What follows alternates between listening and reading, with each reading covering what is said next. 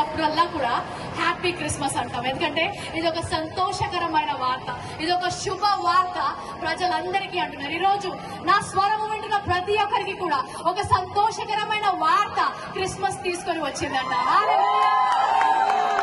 అనేక దశాబ్దాలుగా, ఎన్నో తరాలుగా మన దేశంలో, లోకంలో ఎన్నో ప్రార్థనలు చేశారు.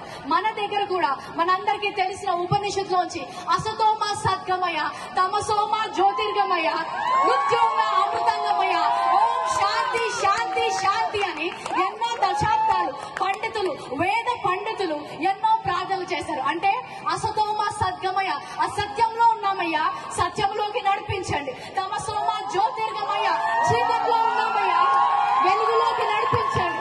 మృత్యోంగా అమృతంగమయ, మృతి చెందిన వారి వలె ఉన్నాము, జీవము లేని వారి వలె ఉన్నాము, మాకు జీవాన్ని ఇయ్యయ్యా అని ఉపనిషత్తుల్లో భారతీయ వేద పండితులు అనేక సంవత్సరాలు ప్రార్థన చేశారు.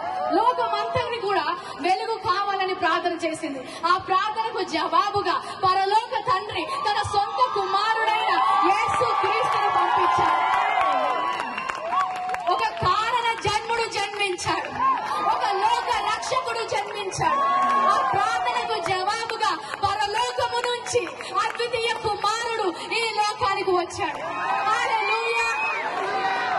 ఆయన వచ్చి యోహాను 14 అంటాడు, I am the way, I am the truth, I am the life, I am the answer to the prayers of the mankind. సత్యములోకి నడిపించడానికి నేను వచ్చాను. ఏ మార్గం అయితే కనిపించకుండా ఉందో ఆ మార్గాన్ని చూపించడానికి వచ్చాను. పరలోకానికి మార్గాన్ని నేనే అని చెప్పాడు. హల్లెలూయా. నిత్య జీవము నేను ఇవ్వడానికి సిద్ధంగా ఉన్నాను చెప్పాడు. ఎప్పుడైతే ఆ సత్యము బయటికి వచ్చిందో, ఎప్పుడైతే సత్యము వింటారో అక్కడ స్వాతంత్రం ఉంటుంది. ఇక్కడ మీరందరూ ఇంత సంతోషంగా, స్వాతంత్రంగా ఎందుకున్నారంటే మీరు సత్యాన్ని ఎరిగి ఉన్నారు. అదే సత్యాన్ని మేము ఎరిగి ఉన్నాము. ఈ రోజు మాకు సంతోషం ఉంది, ఎందుకంటే మాకు సత్యము తెలుసు, నిత్య జీవానికి మార్గము తెలుసు, పరలోకానికి మార్గము తెలుసు.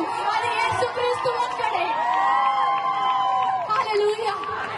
ఎన్నో సంవత్సరాలు సత్యము తెలియక, నా జీవితం ఏంటి, ఈ లోకము ఏంటి అని తెలియక ఆ ఆలోచనలతో డిప్రెషన్ లోకి వెళ్ళిపోయి చనిపోదాం అనుకున్న నాకు పరలోకపు తండ్రి ఈ సర్వ సత్యాన్ని తెలిసినప్పుడు నిత్య జీవమునకు వారసురాలుగా నన్ను చేశారు.